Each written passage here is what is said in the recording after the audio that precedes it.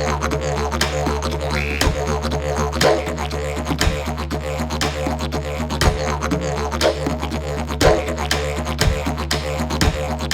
everyone, welcome back to Educator Yarns. This is season 4 of our little podcast, and this season is going to be a little bit different because we have a co-host. So, hey Belinda. Hi everyone. It's something a little bit different, but I thought there's lots of questions that both of us get asked in our different jobs, and being able to come together and bounce off one another and get some questions from our community. And yeah, so it'll be a little bit different this season, but really excited and looking forward to it. But before we jump in and I introduce Belinda a little bit more, I just want to acknowledge country. We're both on Ducking on Country. You're on Ducking on Country today. Yep. So we're both on the New South Wales Central Coast. It's a rainy day today, and I'd like to pay my respects to elders, both past, present, and emerging, and acknowledge any Aboriginal and or Torres Strait Islander listeners that are tuning in. So thanks for being here. All right, Belinda, do you want to introduce yourself and who's your mob, where you're from, and your work gig, what you do?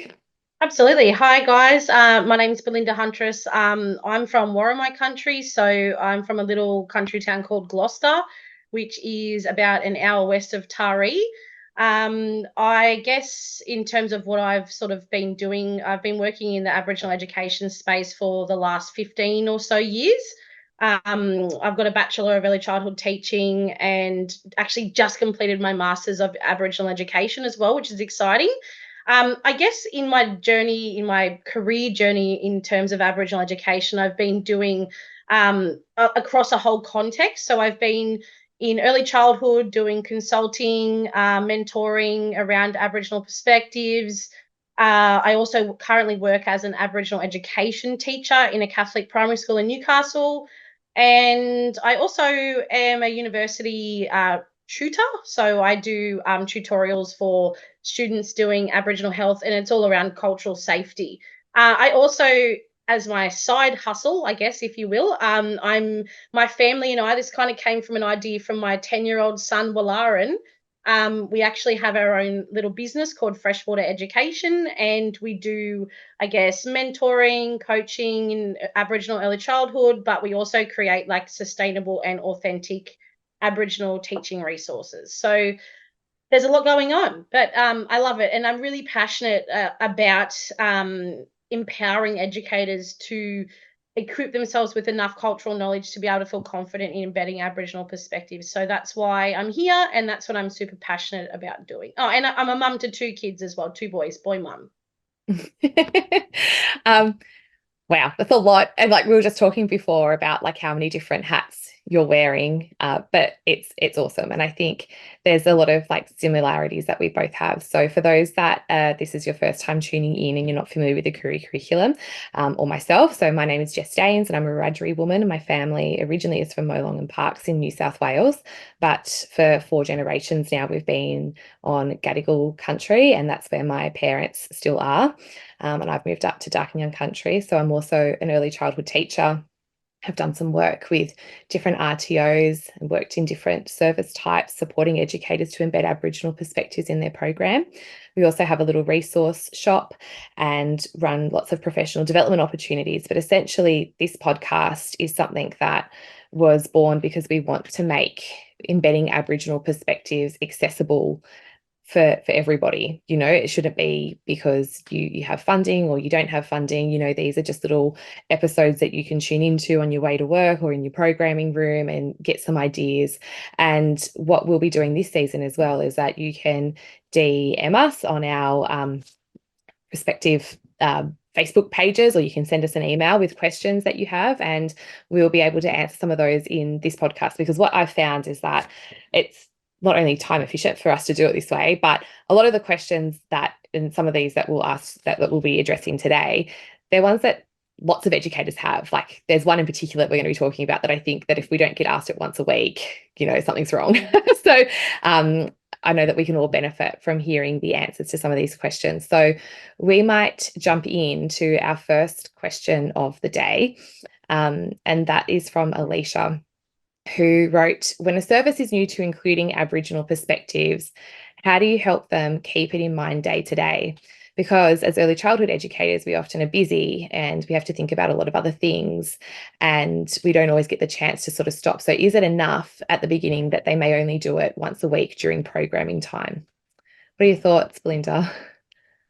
Yeah, that's an There's a lot there. interesting question, I guess, for someone that's on their beginning kind of journey. Because I guess it's something I've been thinking about a lot in terms of like looking at our own bias and how we might privilege certain perspectives because it's our perspective.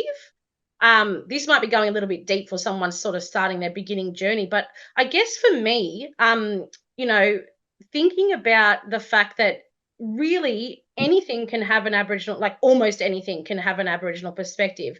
But what that takes is a bit of, a bit of cultural knowledge to be able to know where to find that. But I think it's almost about finding out, what could the Aboriginal perspective of this child's interest be? Like whether it's dinosaurs, whether it's like doctors and nurses or anything like that. So I think it's about like jumping on those opportunities and thinking, okay, what could an Aboriginal perspective be on this particular topic?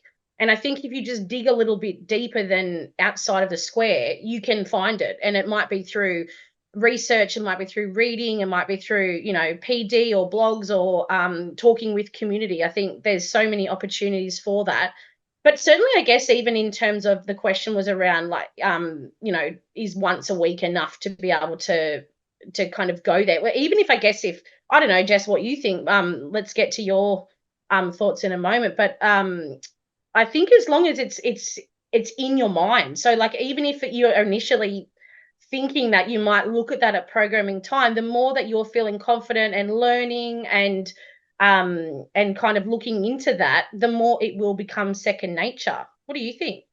Yeah, I think it's also about understanding and really having that intrinsic value of why you are doing it, because having it once a week, it sort of feels a little bit like a checklist. Like, have I done that this Yeah. week, and ticking it off your to-do list. And I know that we wear lots of different hats, but I personally feel that when educators really understand why including cultural perspectives in the program is so important, they do tend to begin privileging it without feeling like that they're being pushed to do so or being Mhm. made to do so. And I feel that that is the difference between a meaningful program and one that is token, is Sure. that, tokenism to me means you don't value it, and it's not about how much of it you do, it's about what's happening within your belief system. So I think really exploring why they're doing it can help them just privilege it intrinsically anyway. But when they're new to doing it, some prompts that we have in our Facebook groups of the Koori Curriculum educator community is each week we'll ask the prompt, this week the children were interested in blank, and we included an Aboriginal perspective by blank.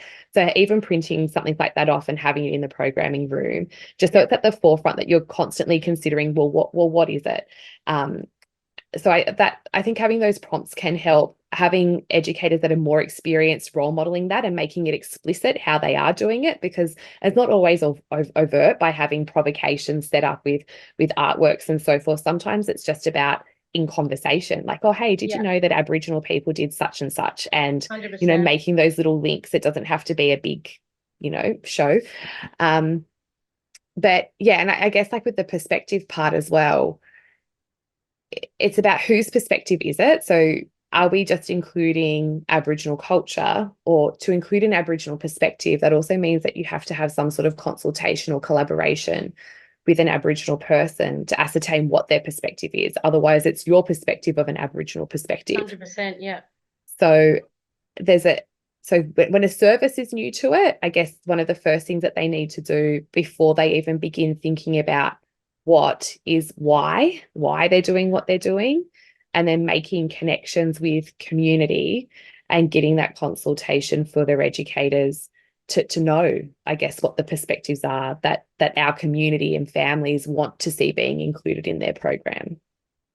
Definitely. And I think, as we know, like that localized perspective would be considered best practice, So making those connections with your local community, because if we're thinking about like being culturally responsive educators, we want to be, I guess, more, privileging those local perspectives of what that community is like and the perspectives of that community so that everyone can relate to that, yeah, so definitely that whole connecting with community, it would be the first step for anything, really, wouldn't it?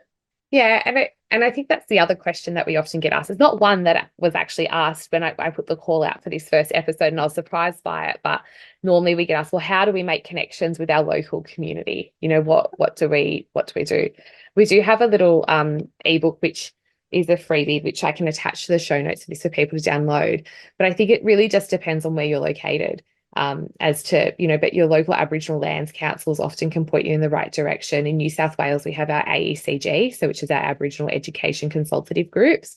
You're also able to ask in Facebook communities like the one that I mentioned before, our one, the Educator community, and say, this is where we're located. Can anyone point me in the right direction? And there's lots of educators that will jump on and steer you to who the correct people are and knowledge holders are in your area.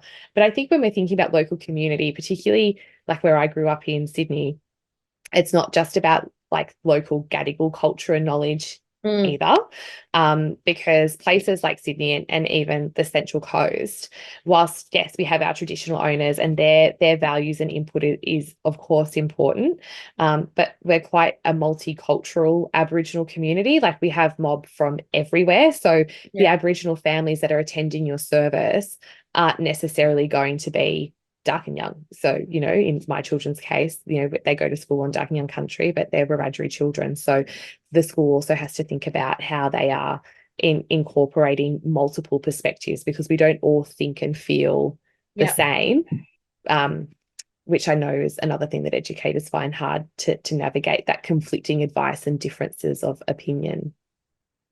100%. And I think, on that, in terms of that conflicting opinion, you're exactly right, in that there is so many, like, everyone has their own perspective, so we can't just take one person's perspective as being an Aboriginal perspective for all Aboriginal people, even for their own mob. Like, we don't have spokespeople in terms of, one person's, traditionally decisions were made as like within elders groups. So, there's not one person's perspective. So it needs to be consulting with and communicating, developing relationships with a wide range of people.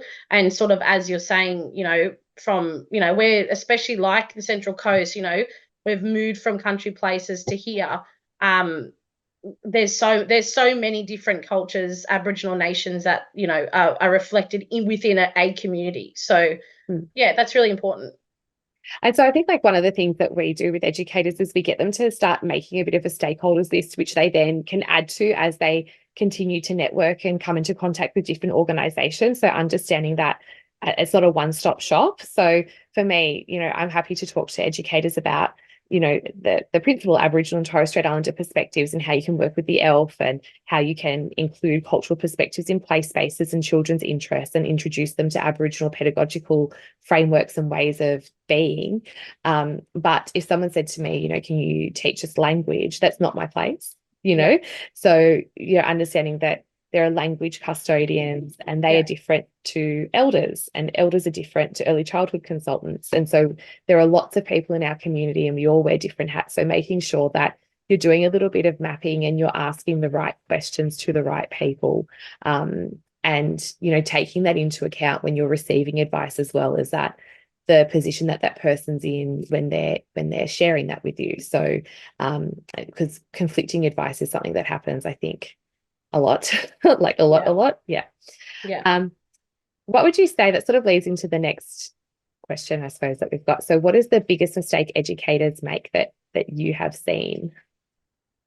Oh, I try to think, like when I go into services, I try to kind of really be careful about the way that I say things, because I don't want it to be like, I feel that like as a people, Aboriginal people are very like quite understanding and, like will take anybody in and just sort of like, just like super friendly and all that kind of thing. And I think I like to be careful about the words that I'm using. So I would never like really say to someone, that's a mistake kind of thing. I guess like a improvement or something that they might make rather. I guess one thing I see a lot is, walking into a service and they're trying to embed Aboriginal perspectives, but they still don't really know how to, or they're not confident in doing so. So you like one thing I really see a lot is when I walk into the service and then I see like an Aboriginal, like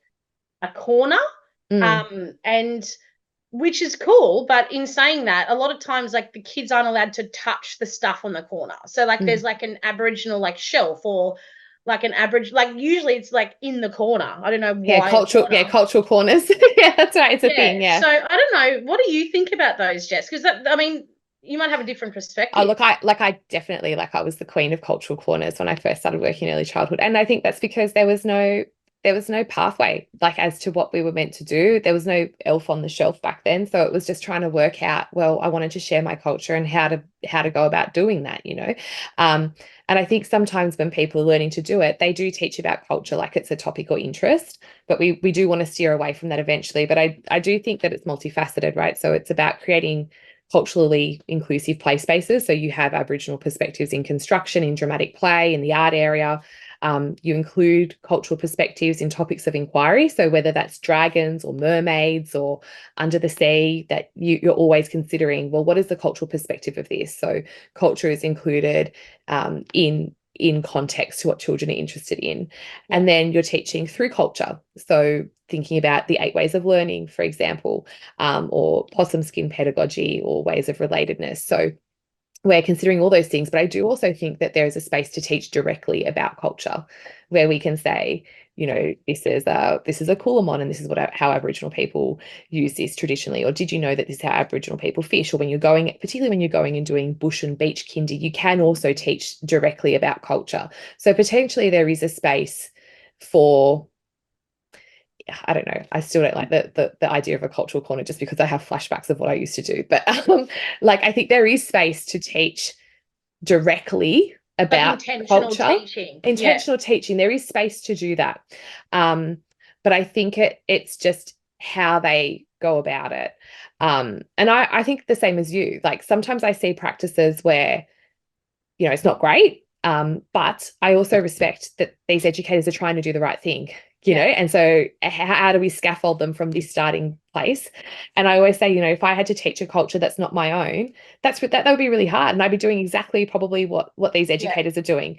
But I think that for me, the biggest mistake or thing that I would encourage educators to do differently is to get professional development from the onset, and to have that foundation of understanding, because it eliminates so much of the guesswork and the anxiety that educators have about doing this work. So trying to really invest in professional development for yourself and if possible for your whole team so that everybody is on the same page, I think is really important. And that really sets them up for better success moving forward in their curriculum choices. Yeah, 100%. And I think like on that, I guess this is not really like a mistake, but it's kind of related to that. Like the other thing, and you would say this all the time too, Jess, like this fear of doing Aboriginal perspectives is so great for a lot of educators that they're actively like avoiding doing it because they're too scared or scared of doing the wrong thing or don't want to offend people. So I think that's probably another thing that I see like mostly is around that. And so I guess just helping people to understand that it's okay to try things. And like you said, with the cultural corner, we're all on our own. We don't know everything, we can't possibly know everything. So, it's about just being willing and open to learning and to challenging your own thoughts and preconceived ideas, I think. Yeah, for sure. But one of the questions that we get asked a lot during training, and I know that you shared this as well, is that educators will always ask, what about dot painting? Are we allowed to dot or not to dot? And I don't know about how you answer it, but for me, I think there are protocols of every area, but dot painting, in terms of dot painting on canvas, that started with the Papunya artist movement, and it's a contemporary art movement. So people at top end, they were painting dots on their bodies. That's different, to painting with acrylic paint on canvas. So it's a contemporary art movement. The stories that were painted potentially could be traditional or men's business or women's business, and often you'll see that in lots of different artwork, that the whole story is not revealed to, Yeah. publicly. So sometimes it's about discerning when you're sharing a painting with children, what is the story that's being told, before doing that. But we have recently come across this great book. It's called Aboriginal and Torres Strait Islander Art in the Classroom by Carly Neagle from the South Australian Art Gallery, and it's the second edition. She takes you through this process where it says, identifying what is the work of art, the name of art, who is the artist, um, what is the story that's being told, how does it relate to the world of my students or children, and what are some ways that we can follow up without recreating or copying the artist's work. And I feel that that keeps it really guides your curriculum decisions by following that process that Kylie's laid out. And so I think dot painting, like children paint dots all the time. So to me, it makes sense that you could have a dot painting, provocation, and more artists than just the Papunyatula artists, that movement. Lots of Aboriginal mob all over the country now have dots in their paintings. But I think it's about why you're wanting to do it and how you then intend to facilitate that with children. Are you on the same wavelength with that, or do you feel a bit differently? No, yeah, like what I've been taught by my like cultural mentors is like pretty much along the similar kind of lines. Like we all have different types of art from different regions, and like where I come from, like dot art is not the style of art. So I think, yeah, certainly definitely I really like that's generally how I would kind of approach that with early childhood, is around that art appreciation. So that book sounds really super amazing. Looking at Aboriginal art for inspiration, talking about that connection to country and what that represents, and also like in a broader sense, like empowering yourself as an educator to have an understanding about like what is Aboriginal art. It's not just aesthetic, it's about communication, conveying mapping, messaging, like often like secret locate, like sacred information, that's designed for certain people only. So I certainly think like there's aspects of Aboriginal art that we can, whether it might be exploring like the medium that we traditionally use, like around like ochre, or different like ways that we would create art through like, a lot of our mob today like paint with feathers, or even I've seen people painting with echidna quills and stuff Yeah. like that, sticks, So looking at how we use those natural kind of resources to create art. But like looking, I guess, like looking deeper at, you might be looking at an artwork and talking about that artist's connection to country, but then like what's our connection to country, like what's, as a child, what's your connection to country, where's your place of belonging, Yeah.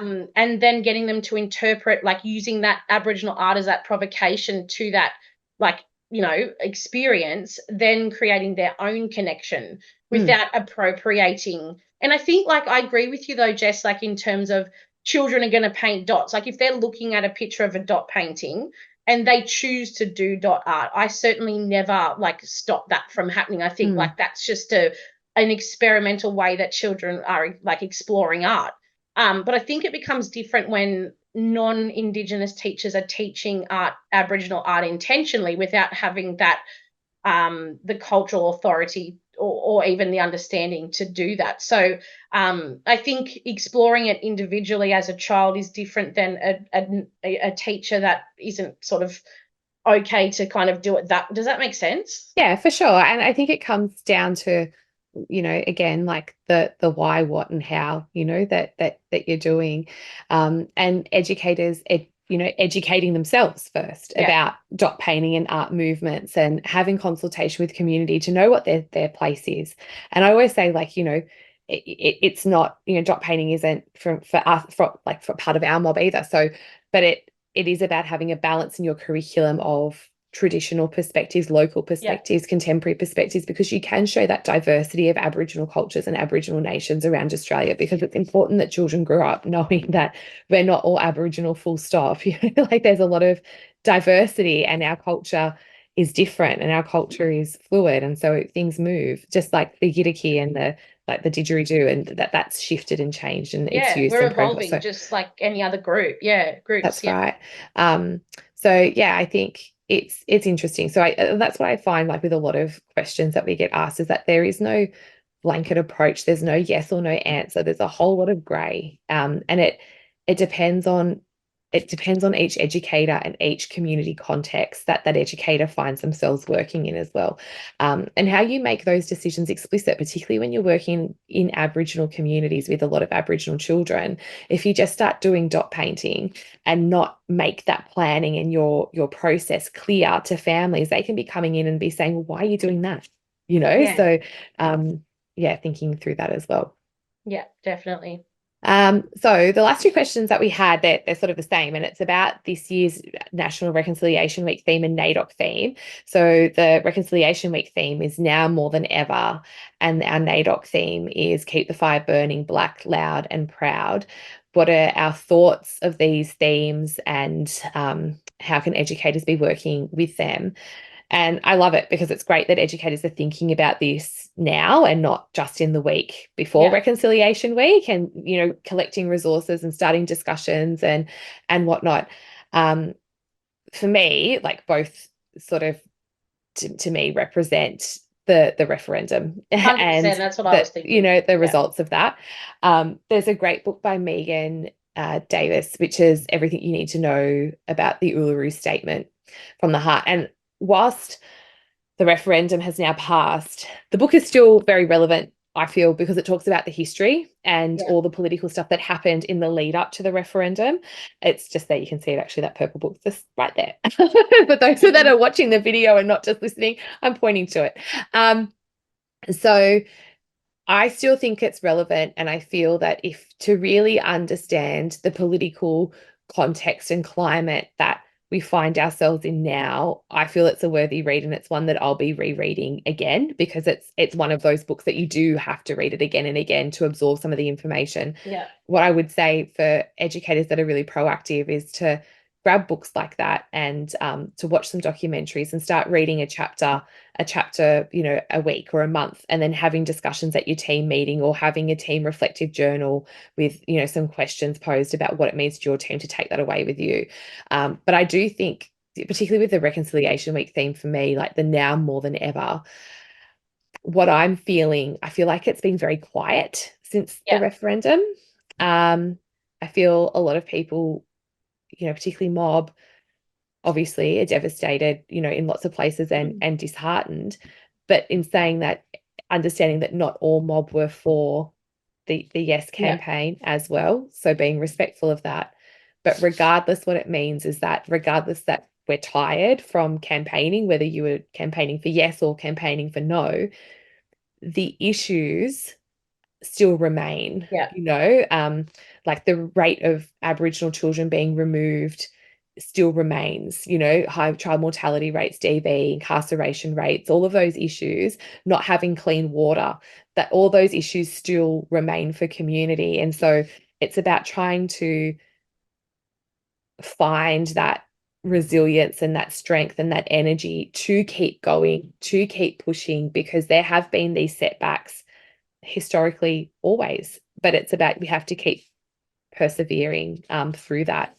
So that's what I sort of took from it, is trying to find that inner strength for community to keep pushing, and potentially, like, for allies that are doing this political work or really engaging in this space for the first time, I think they sort of feel a little bit defeated, where I almost feel that for mob, they're used to it. I know that sounds terrible, but it's like, I've seen a lot of people that were all about the yes and really vocal about that on social media. They're now very silent. Whereas like mob is still talking about current affairs and issues that are affecting mob. You know what I mean? Like because they don't have a choice. I think there's a difference. Yeah. I think you've summed that up pretty well, Jess, because I mean, I know, like, personally for me, and as soon as I read the Reconciliation Week theme, I instantly thought of the referendum as well. And, like, I guess personally for me, I felt really deflated, and just really down for a few weeks after that had happened. And I even said to one of my colleagues at school, like, I don't, like, can you please, like, tell the staff that I don't want to talk about it? And I had to get her to pass that message on, because I just didn't feel in the right like frame of mind to be able to, because like you're saying, we've been like fighting for different things, and not just like fighting like in terms of like attending rallies and stuff, but it's like an everyday thing, like dealing It's with the racism, education, Belinda, like like what we do, talking about it daily. Like to me, yeah, that's my advocacy is like talking to educators daily, weekly, year in, year out about, yeah. what's happening in communities and so forth. And it's exhausting. It is. And part of that is obviously your own story and then having to relive some painful moments of your own story. And then, coming home and my little 5-year-old son's already experienced racism, and like it's tiring being like 24/7, you know what I mean? Like it's exhausting. And I think definitely like agree with you that like around the theme for Reconciliation Week is about like allowing us to have taken that time to reflect, to think, to like to mourn that in a sense that, like it feels that that like personally for me, it felt like a lot of people just don't care and didn't care enough to be able to like want, give us the right to have a say over our own affairs, but um we regather, and like you're saying, like historically we've been fighting, since colonization for different things. So regathering that strength, reconvening, like coming back together and being able to kind of voice that again. And I think it's a really good theme for like that post referendum era that we're now in. Yeah. And I hope that there's going to be some more resources put out, or I think things being said, it's like, what now? Like, what happens now after a failed referendum? Yeah. Well, depending on how you look at it, it was failed, what camp you're in. But, Yeah. what, regardless, people were for voice, treaty, truth, whether they wanted treaty before the voice or however, which way you spin it. Yeah.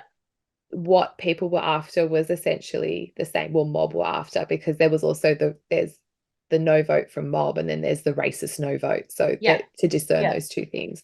I always feel really cautious talking about this, because for me, I was very quiet on Koori Curriculum in the lead up to the referendum, and that was because I was expecting and then had my son Jesse, and for my own mental health, I didn't want to do it, Yeah. to engage in it, because whether people are aware of it or not, a lot of Aboriginal businesses, and I don't know if your business was one of them, but like we got so many racist trolls like during the referendum, like people that just would come and say vile things on, not even things to do with the referendum, just like pictures of the flag or an experience in the art area or something like that, Yeah. and I think a lot of Aboriginal businesses really suffered during that time. And as much as like you can become numb to online racism as an Aboriginal business owner, I think when like you're in that like birthing children, and like as I was with Jessie, I think you're a little bit more emotionally vulnerable than what you are Yeah. during other times. Um, so, but I always, as well, when people have asked me which way they should vote, I've always tried to direct them, to, I guess, people like on both sides of the camp that are knowledgeable and so forth, because people need to make their own decision. And this is part of, for Yeah. me, understanding those stakeholders in your community. I'm not the best person to answer those questions for you, and nobody should be telling anyone how to vote. It's just about education, Yeah. right? And people coming to those conclusions for themselves. So yeah, that was that. And then the NAIDOC week theme, so keep the fire burning, black, loud, and proud. I think it was very similar. Yeah. Like, I 100%. think very similar, But how would you talk to children, so to preschoolers, about what black, loud, and proud means? And how do you explain these concepts, I guess, in early childhood? It to me it's super interesting when I go into like as part of my consultancy role, to going in and talking with, because the staff will meet with me first and talk to me about what they're doing in Aboriginal perspectives. But then when I go in there, I always, the initial meeting with the children, I'll sit down, have a yarn, I'll introduce myself, I'll show some photos of my family and talk about where I'm from and stuff. And the first thing I ask is like, who is an Aboriginal person? And it's so interesting um, to hear their responses. Like sometimes, like they'll provide information like, like they're black people, or, like they wear this and this, and other times they can't actually verbalize. Like this is like preschool age children, but actually can't verbalize like who an Aboriginal person is. So Mm. I think the word black, and I think, correct me if I'm wrong, Jess, but I think the word black in the NAIDOC theme is BLAK. Yeah, Yeah. it is. Yeah. Yeah. And I think like that in itself has such a potential for learning experiences because we're exploring, well, what is blackness? And I think it's something as educators we need to be more comfortable talking about because children, like I know my little son, so he's just started kindergarten, but he, from I would say from the age of up 3 and up, was very, very conscious about his skin color, like not in terms of like being self-conscious, but he was very conscious that he was the darkest person in his preschool, Mm. and looking at people in the street and saying, well, this person looks more like me, and mum, why is your skin white but why is my skin brown, and why is my brother's skin like yours? And so I think even exploring, like that, what is that blackness? Like, who is black? Even though, like, I'm not black, but I still Mm. identify as black, if that makes sense. So, that to me, part of that can be about exploring, what is Aboriginal and Torres Strait Islander identity? Who is an Aboriginal and Torres Strait Islander person? Looking at all different yeah, images and experiences through books, through documentaries, through even, like resources that portray Aboriginal and Torres Strait Islander people with different skin tones and lived experiences and things like that. And I think being able, I guess, Black, Loud and Proud is really about being able to be who you are unashamedly. And I think that's a huge thing when we're talking about cultural safety. If you think about being a culturally safe service, it's about, really, cultural safety is about being able to be who you are and being accepted for who you are. That's really, and being safe to be who you are in that service. And one thing I'm still kind of dealing with a lot when I work in early childhood services, like with mentoring and consulting, is around helping educators. And I know, Jess, you probably come across this too. It seems to me that there's still this really big misunderstanding about how can a person be Aboriginal and have blonde hair? Like, Mm. how can a person be Aboriginal and have white skin? And so, to me, like, I feel that within that, I'll be exploring identity. I'll be exploring like different perspectives of who are Aboriginal people, but also, I guess, tying into, like being loud and proud about like I think, we've had a really negative year in terms of like that stuff that around the referendum and how that made a lot of our mob feel. But celebrating that positive, like think about all the hurdles that we've overcome already, like, since colonization. So, like, celebrating those trailblazers, celebrating people that are doing the hard work in our communities. So, I guess that's where I'll be taking it. What do you think, Jess? Yeah, I think well said. I think exploring identity, I think is definite. So there's some great resources. We have a collection of posters and cards from Wingaru Education, which, like who am I, like editions of, there's an elder edition and just, well-known Aboriginal and Torres Strait Islander people. But in displaying those, you're showing people with all different types of skin tone colors, and, that some potentially depict as being stereotypically or traditionally what someone would expect an Aboriginal person to look like, and some are blonde-haired and blue-eyed. There's also a really good book by Koori Curriculum. This book Thinks You're Deadly. Yeah. So same sort of thing, like looking at different profiles of, deadly Aboriginal and Torres Strait Islander people and their achievements. In the Koori Curriculum Club, which is our membership, we've also, one of our first lesson plans that we made was an identity lesson plan. And one of the books that we recommended in that for exploring this is I Love Me. And I can't remember if that was Sally Morgan or her daughter, Amberlyn Quay Mulliner that did, or maybe they did it together. But it's a really lovely book. And there's another one called This Is Me, which is great. So just talking about, what they love about themselves. And we use things like deadly affirmation cards to read with children, particularly if you're working with Aboriginal children, to talk about like what makes them deadly.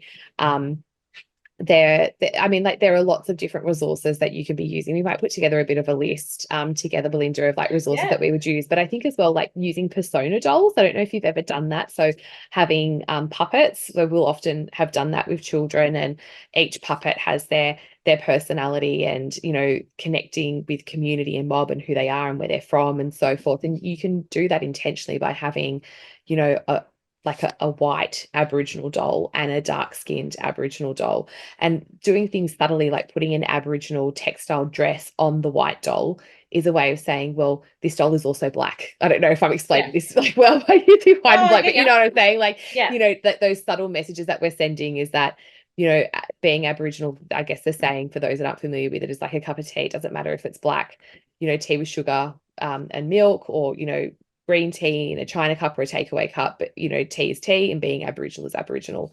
So really exploring that identity and what it means to be an Aboriginal person today, and who we have to be proud of. You know, we have a lot to be proud of as a people and as a community, and instilling that sense of pride in children, which is why, you know, as well, we have Aboriginal and Torres Strait Islander Children's Day, because, you know, historically, you know, Aboriginal people have been taught not to feel proud of who they are, you know, and that was definitely the case, you know, for my dad, you know, growing up and so forth. So I think it is important to talk about what happened historically. So books like Say Yes by Jennifer Castells, which talks about two little girls who are best friends. So one's Indigenous and one's non-Indigenous.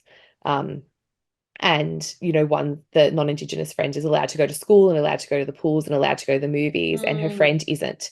And so, you know, that's not fair. And why was that? And how would that make her feel? And really drilling down into those feelings of that. So that talks about that's the book that we use to explain the lead up to the 1967 referendum, which was on the 27th of May, which marks the beginning of Reconciliation Week. So I think, you know, starting to collect those resources, but also having those conversations with your team now and not leaving it until the week before is really important too. And actually, if I can just share one thing that I've developed at my school, Jess. So I've developed a reconciliation survey that I complete with our Aboriginal, with all of our children at the school in year 3, 4, 5, and 6. And it's a child-friendly survey based on the Reconciliation Australia survey the barometer that they do every year. It's I'll see if I can get a link for it, because Narragana Wally wrote an article about it, and I can share that as well.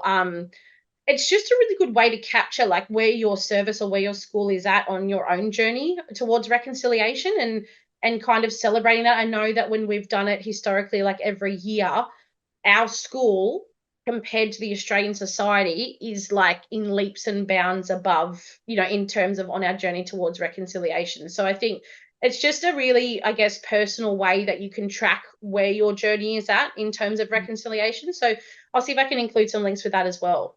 Yeah, awesome. And so for people that are listening, and hopefully you'll come back to listen to our next episode, if you have a question that you'd like us to answer, you can email it. So you can email it to info@kooricurriculum.com, or you can find us both on Facebook. So just the Koori Curriculum is our Facebook, and Belinda's is Freshwater Education. Is that the best place for you? Yep. Yeah, Facebook. Yeah. So send us some messages of questions that you'd like to have answered. We're going to share this video on our social media as well, so you can tell us in the comments on there what you think, or you can leave us a review. That would be awesome, because it lets more educators discover us, and lets us know that the content that we're sharing with you is helpful and beneficial for you all to be listening and tuning into. But we really want to make this a resource that is responsive to the needs that you have as educators, that is actually going to help you in your practice. So if there's a topic, as I said, that you want us to address, you know, shout out. We're more than happy to have a crack at it, and hope that our yarns and ramblings make some sort of sense for you guys. Definitely. And we'll put all the links to the resources that we've mentioned in the notes as well. But thanks for joining me, Belinda, for our first episode together. It was fun. Yeah, thanks, it was fun. Jess. It was good. Yeah. Yeah. All Thanks, right, everyone. Well, see you next time. Bye.